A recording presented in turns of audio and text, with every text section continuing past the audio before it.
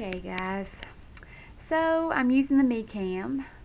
I'm using a website, Linoit, LINOIT.com, and you can make all these corkboard type presentations and group projects and whatever. So I thought I would handle it this way.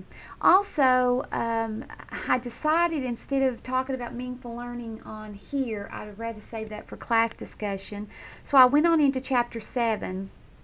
We'll finish up Chapter 6 on Monday, but I wanted to go ahead and do Chapter 7 because we can take care of a lot of just the basic terminology in Chapter 7 as we go along. So let's just nail it and then know that we're going to come back and pick up the rest of 6 on Monday. Alright, so in this chapter, we're going to explain how constructive processes can occur during both storage and retrieval, as well as how they occur both in individual learners and in social and cultural groups.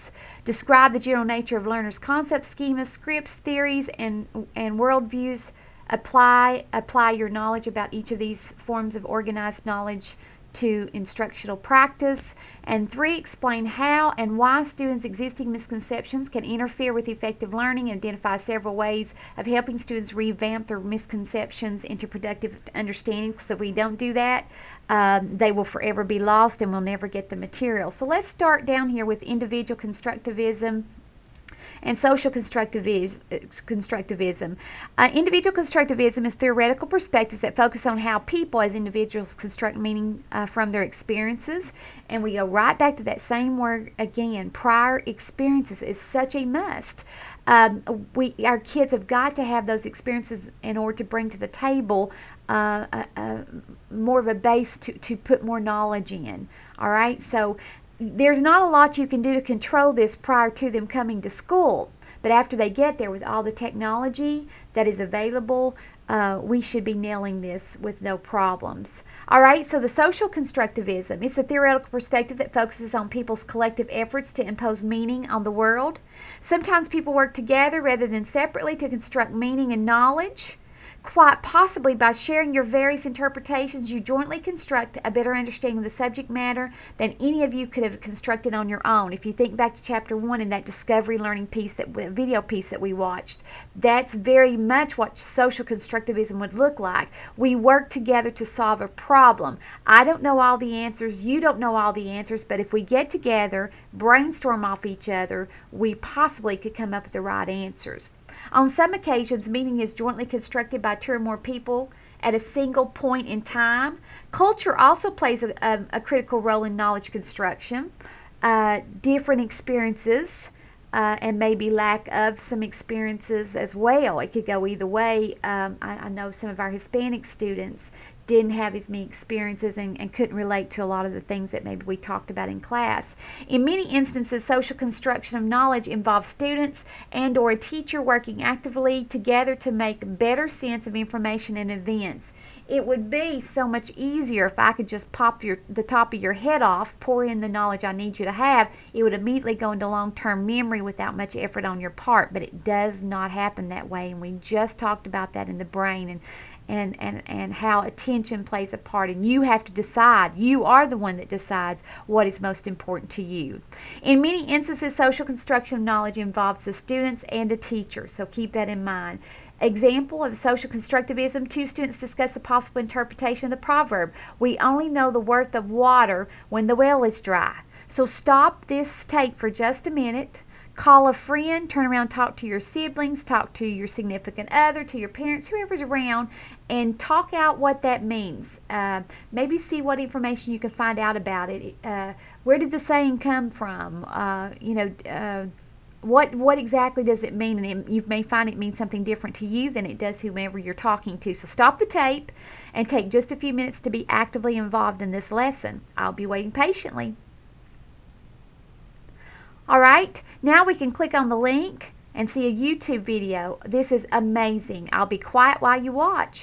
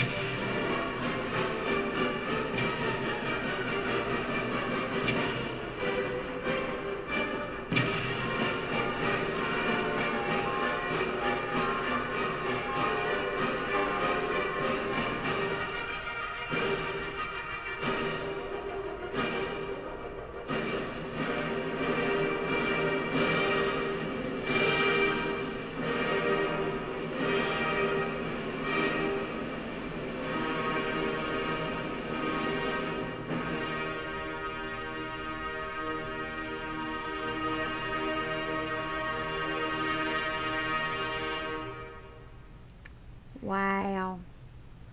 Awesome. You can tell a big difference from the beginning Charlie Brown piece to the end. Students are excited about learning. Social constructivism, we need to turn our students loose and let them have those moments. Some examples of construction. Because the word photosynthesis begins with the word photo, Lucy guesses that it must have something to do with taking photographs. Because she knows what a photograph is, and because photosynthesis start with photo, can we see how that could happen? Also, Jessie thinks that the night sky is a big blanket with holes in it so the stars can shine through. I wonder what brought that on. Perhaps a preschool teacher named Miss Smith who took a toilet paper roll and put a black piece of construction paper on the end and punched holes in it, and we shined the light so the students could see the stars. Maybe that's the case. Maybe I helped develop some construction. Lastly, when Timmy reads about the Vietnam War in his history book, he comes to the conclusion that the U.S. should have never gotten involved in Southeast Asia. Why don't you find that same neighbor that you just talked to and talk about example number 3. What's going on there? Be ready to answer that in class. You can push the stop button again on this until you get done, and then you can rejoin me. I'll wait patiently. Okay, if we look at reconstruction error, it's a construction of a logical but incorrect memory by combining information retrieved from long-term memory with one's general knowledge and beliefs about the world. Mr. Gardner used to have me come into his psychology class to prove this reconstruction error with a student. What I would do would pop in for 3-5 minutes, something like that, and act like I was talking to him about something else, interrupting his class, talk about something else. And then I would walk out the door, and then he would have the students tell him what I was wearing, how I acted, what I looked like, just anything they could remember about the whole situation. It was amazing how people got confused with what actually happened and what I had on. They had all kinds of stuff, these weird looking earrings. I mean, they had all kinds of stuff. He always got a kick out of tricking his students into that. It's kind of like at a car wreck. You know, you could have 2 or 3 people there, and you'll have 2 or 3 different ideas of what happened, or 2 or 3 accounts of what happened due to this reconstruction error. All right, I've got a little video for you to watch.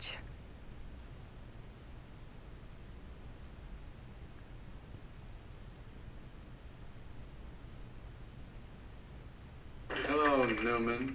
I hate Keith. Hate him. I despise him. Why? I'll tell you why. Well, let me tell you. No, you can't tell You it. always tell it. All right, tell I it. let it. Just tell it.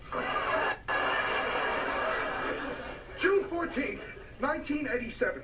Mets, Phillies were enjoying a beautiful afternoon in the right field stands when a crucial Hernandez error opens the door to a 5-run Phillies ninth, cost the Mets the game. Our day was ruined. There was a lot of people, you know, they're waiting by the players' parking lot. Now, we're coming down the ramp. Newman was in front of me. Hernandez was coming toward us. As he passes us, Newman turns and says, "Nice game, pretty boy." Hernandez continued past us up the ramp. Then, a second later, something happened that changed us in a very deep and profound way from that day forward. He spit on us. And I screamed out, "I'm it!" Then I turned and the spit ricocheted off him and it hit me.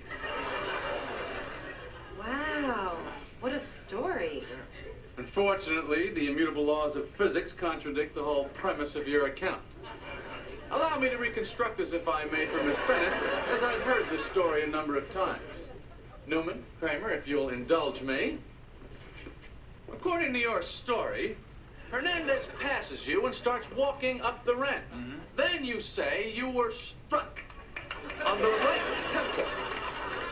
The spit then proceeds to ricochet off the temple, striking Newman between the 3rd and the 4th rib. The spit then came off the rib, made a right turn, hitting Newman in the right rib, causing him to drop his baseball cap. The spit then splashed off the wrist, pauses in midair, mind you, makes a left turn, and lands on Newman's left thigh. That is one magic loogie.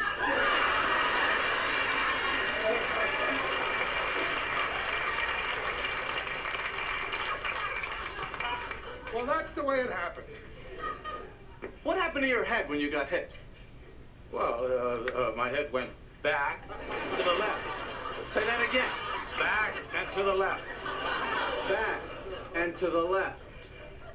Back and to the left. What are you saying?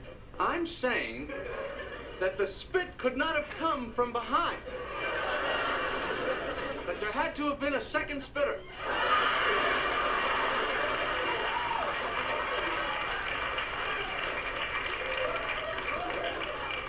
Behind the bushes on the gravelly road. If the spitter was behind you as you claim, that would have caused your head to pitch forward. So the spit could have only come from the front and to the right. But that's not what they would have you believe. I'm leaving. Jerry's a nut. Wait. The sad thing is, we may never know the real truth.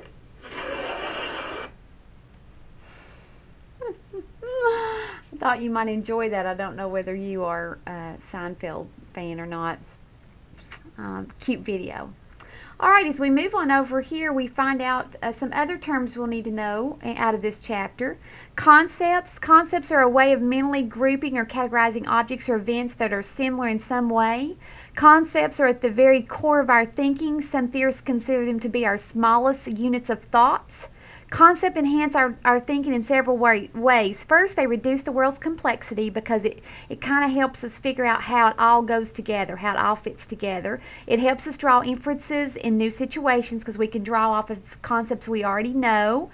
Sometimes condense a great deal of information to a single entity, and so can take some of the strain off working memory's limited capacity because we can kind of relate things, and so the working memory doesn't have to work so hard.